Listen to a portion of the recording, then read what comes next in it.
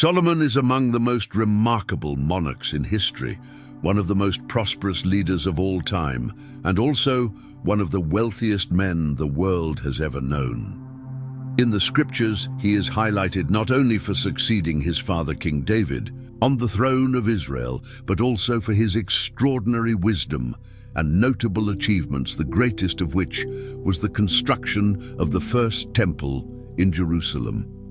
To put this in perspective, although Solomon is not mentioned until the final days of David are recorded from that point on, his name appears around 300 times in the Old Testament and at least 12 times in the New Testament. Furthermore, Solomon's name is also cited in other non-biblical documents and linked to Jewish traditions that associated him with different mystical and even occult practices, such as the alleged control over evil spirits. But in this content, you will discover the true journey of Solomon according to the Bible. The birth and youth of Solomon. King Solomon was the son of David and Bathsheba, the woman who had previously been the wife of Uriah. Therefore, Solomon was born during the period when David ruled from Jerusalem. In the scriptures, he is also called Jedidiah, which means beloved of the Lord. Solomon's reign over Israel lasted for approximately 40 years, between 971 and 931 BC. There are almost no detailed records about Solomon's early years, but based on what the Bible describes about David's family, it is possible to imagine the environment in which he grew up. David had many wives, which naturally resulted in rivalries, disputes, and intrigues among his women and children, usually driven by the pursuit of prestige and power. Solomon himself enters the biblical narrative amid a major crisis within the royal family, marked by a struggle for the throne, since David was old and frail. Before that, Absalom, Solomon's half-brother, had tried to seize his father's place, but failed. Later, another surviving son of David named Adonijah attempted the same and proclaimed himself king of Israel. Adonijah even gained the support of Joab, David's former army commander, and the priest Abiathar. He went as far as organizing a coronation ceremony to legitimize his claim. However, when Bathsheba, the prophet Nathan, the priest Zadok, and other allies learned of his plans, they reminded David of the promise he had previously made that Solomon would be his heir. Thus the king ordered Solomon to be crowned, and he was anointed by Zadok as ruler of Israel. It is likely that at that time, Solomon was just over 18 years old. The reign of Solomon.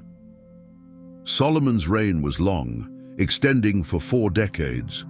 Some scholars disagree on the exact dates, suggesting that he may have reigned between 971 and 931 BC or between 960 and 920 BC, with the first hypothesis being the most widely accepted. Shortly after David's death, Solomon followed the advice his father had left him to consolidate his position as king and eliminate potential threats. In the process, he ordered the execution of Adonijah and Joab, as well as the exile of Abiathar, ensuring stability on the throne without major internal resistance. Solomon inherited from David a vast territory of about 128,000 square kilometers. During his reign, he significantly improved the internal conditions of Israel. Instead of the old tribal divisions, he organized the country into 12 administrative provinces, each overseen by an officer appointed by the king. These provinces had the responsibility of sustaining the royal court throughout the year, with each one providing for a specific month. The list of daily provisions was astounding. According to 1 Kings 4, it included about 9,000 kilograms of flour, both refined and common, 30 oxen, both grain-fed and pasture-raised, 100 sheep and goats, along with deer gazelles, roebucks and special birds served as delicacies at the royal table. Many believe these figures to be exaggerated, but they forget that this food was not only for the king, but for the entire royal court at its peak, which included officials, servants, workers, and Solomon's extended household. Many researchers estimate that this amount of provisions likely fed more than 12,000 people daily. King Solomon's court was extremely complete and well-structured, and his government assistants were called princes. In the military field, Solomon also promoted significant advances. He introduced war chariots and cavalry into his army, in addition to opening new roads and establishing fortresses along the borders to safeguard trade routes. Speaking of trade, this was one of the greatest hallmarks of Solomon's reign. He controlled commercial routes and organized strategic points of operation that generated enormous revenue, to the extent that silver became as common in his kingdom as stones, and cedar as plentiful as fig trees. In this way, Solomon lived amid a splendor of wealth never before seen in Israel. Moreover, he stood out as a great diplomat, and throughout his reign, Israel rarely had to worry about military threats from foreign nations. Solomon's first significant trade treaty was established with Hiram, king of Tyre, in which he annually supplied about 2,000 tons of wheat and 400,000 liters of pure olive oil in exchange for timber for his construction projects. Solomon also entered into an agreement with Egyptian merchants to acquire horses and chariots of war, which he later resold to the Hittites and Arameans, naturally making a good profit. However, Solomon's most profitable commercial activity was maritime trade. His ships sailed through the Red Sea and the Arabian Sea, reaching as far as the region of Ophir. These expeditions could last up to 3 years. By adding the annual income from his trade operations, the fees collected from the movement of goods, and the taxes paid by the population throughout the territory under his rule, Solomon's accumulated wealth reached extraordinary levels, placing him among the richest men in the history of humanity. The Temple of Solomon. Among all the constructions carried out during Solomon's reign, none was more significant than the temple in Jerusalem. In fulfillment of God's own promise, Solomon executed the plan envisioned by his father David to build a sanctuary to house the Ark of the Covenant. To obtain the necessary labor, the king resorted to the compulsory service of Canaanite peoples subdued by Israel. However, since this number of workers was insufficient, he also conscripted Israelites, forcing them into this kind of labor.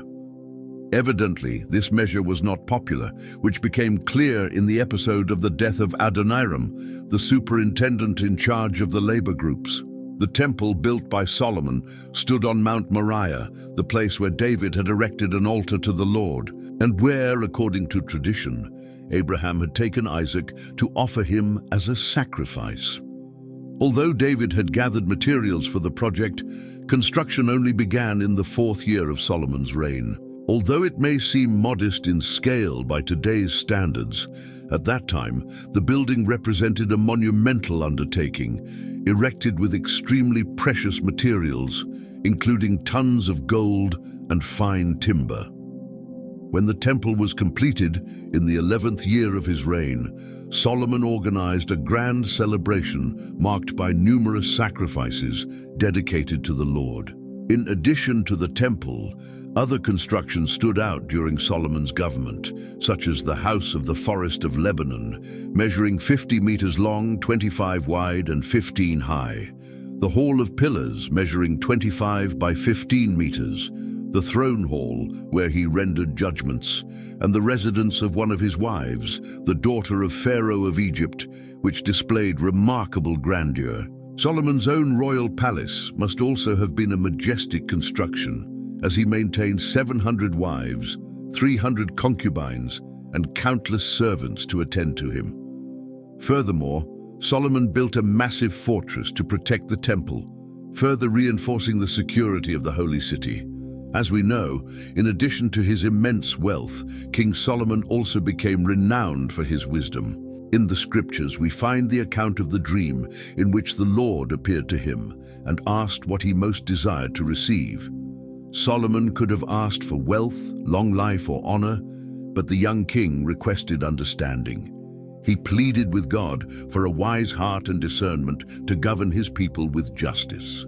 One of the most striking biblical episodes that highlight Solomon's wisdom is the case in which two women appeared before him, disputing the maternity of a single baby. The case was complex, as there were no witnesses. Then, with great shrewdness, Solomon suggested that the child be divided in two. The true mother, faced with the possibility of her son's death, chose to give him to the other woman, thereby revealing her identity. This judgment became a classic example of the king's unmatched wisdom. Solomon's wisdom is also revealed in the vast literary production attributed to him. He composed thousands of proverbs and songs, and the depth of his teachings is astonishing. The Bible states that he spoke about trees, animals, birds, reptiles, and fish. Beyond the biblical accounts, many ancient traditions exalt his remarkable intelligence. Among the books of Scripture, Solomon is credited with much of Proverbs, as well as Ecclesiastes, possibly the Song of Songs, and Psalms 72 and 127. The scriptures also recount that his wisdom was so impressive that people from all nations and kings from distant lands came to hear him. One of the most famous visits was from the Queen of Sheba, who traveled long distances to personally verify his wisdom. She presented him with riddles and questions, which Solomon answered with intelligence, leaving her amazed. In gratitude, the queen gifted him with numerous riches, including more than 4 tons of gold. Solomon's problems. Despite all the wisdom he possessed, Solomon made decisions that brought him serious consequences. He subjected part of the people to forced labor, burdened the Israelites with heavy taxes, and through his commercial alliances allowed idolatry to infiltrate Israel. His practice of polygamy also opened the door for foreign gods to enter the Hebrew territory. Solomon himself, influenced by his many foreign wives, eventually adopted a blended worship, paying homage to other deities in his old age. Regarding his marital life, it seems that Solomon's marriages also had a political nature. In other words, he used these unions to secure strategic alliances with neighboring nations. However, the Bible also mentions that Solomon loved his wives, showing that his relationships were not limited only to diplomatic interests. Still, he accumulated the staggering number of 700 wives and 300 concubines, directly disobeying the divine command that prohibited the kings of Israel from having many wives, lest their hearts be turned away from the Lord.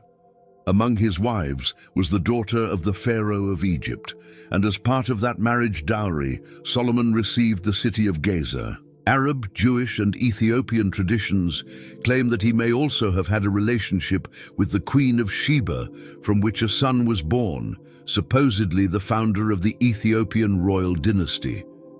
However, the Bible gives no confirmation of this claim. His heir, Rehoboam, was born from Naamah, an Ammonite woman. Considering that Rehoboam was 41 years old when he took the throne, and that Solomon reigned for 40 years, scholars conclude that his relationship with Naamah began before his ascension to power, possibly making her his first wife. The great mistake of Solomon, however, was allowing idolatry to contaminate Israel by yielding to the pressures of his foreign wives. The Bible records that God was angered with him, for the king, who had become a symbol of wisdom and wealth, ended up falling into spiritual decline. Yet out of love for David, the Lord did not take the kingdom away from Solomon during his lifetime, postponing full judgment until after his death. Even so, Solomon experienced the consequences of disobedience, facing enemies that God raised up as instruments of discipline, such as Hadad the Edomite, Rezon, and Jeroboam. The latter received the most attention. He was a hard-working and determined leader who rebelled against Solomon's policies. Later, during Rehoboam's reign, Jeroboam divided Israel and became king of the northern tribes. Thus, after Solomon's death, divine judgment fell upon his house. The glorious united kingdom of Israel was taken from his son, and the nation entered a period of division and instability. The Bible does not provide details about how Solomon's death occurred.